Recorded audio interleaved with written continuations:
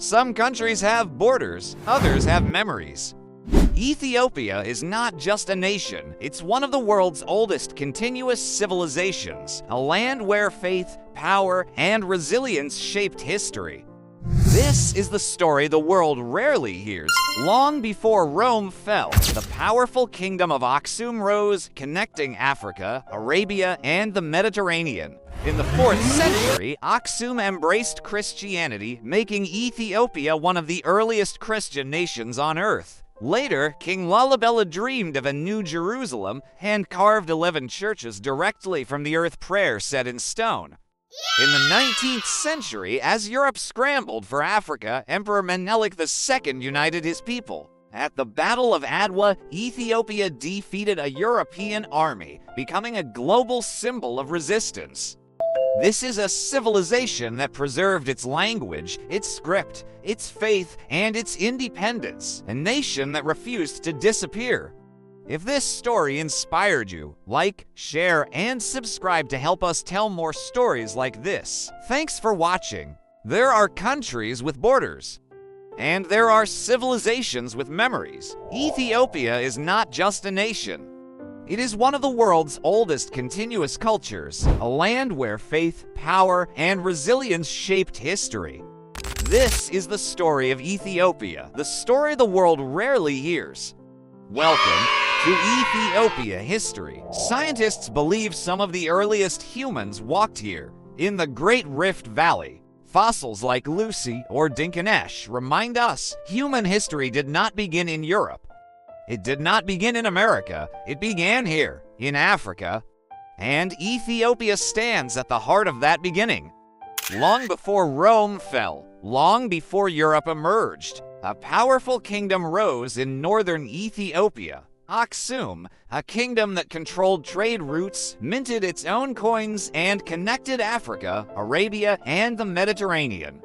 Greek writers called it one of the great powers of the world. Aksum built soaring stone monuments, obelisks cut from single pieces of rock. They still stand today, silent witnesses to ancient greatness. In the 4th century, something changed forever. Aksum embraced Christianity, making Ethiopia one of the earliest Christian nations on earth. Monks traveled across mountains, preaching peace and devotion. Manuscripts were written by hand. Churches were carved into cliffs and caves. Faith became more than religion. It became identity. In the 12th century, a king dreamed of a new Jerusalem. His name was Lalibela. Instead of building upward, he carved downward.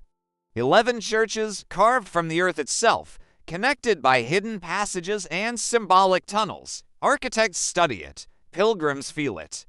Lalibela is not only architecture, it is prayer carved in stone. Power shifted, but Ethiopia remained strong. The Zagwe dynasty built devotion and art. Later, the Solomonic dynasty claimed ancestry from King Solomon and the Queen of Sheba. Legends say the Ark of the Covenant came to Aksum. Myth or truth? These stories shaped a nation's belief in its destiny. Then came Gondar. For the first time, emperors built a permanent capital, castles, banquet halls, royal gardens. Many call it the Camelot of Africa. Power, art, diplomacy, and scholarship flourished here. But history is never peaceful for long. Wars, rivalries, chaos. The Zemin Mesafint, the era of the princes, brought division. Regional lords fought for control, yet Ethiopia did not disappear. Leaders emerged, ideas burned, faith continued. In the 19th century, a new leader gathered strength. Menelik II, he built roads, introduced modern technology, and founded a new capital. Addis Ababa, new flower, but Menelik is remembered most for something else. Italy marched into Ethiopia believing it could conquer another African nation. What happened changed history. Ethiopians united. Farmers, priests, nobles, warriors, standing together at Adwa, Ethiopia defeated a European army.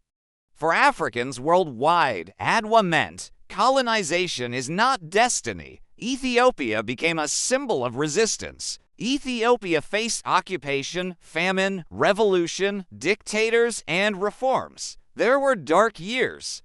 There was suffering. There were mistakes.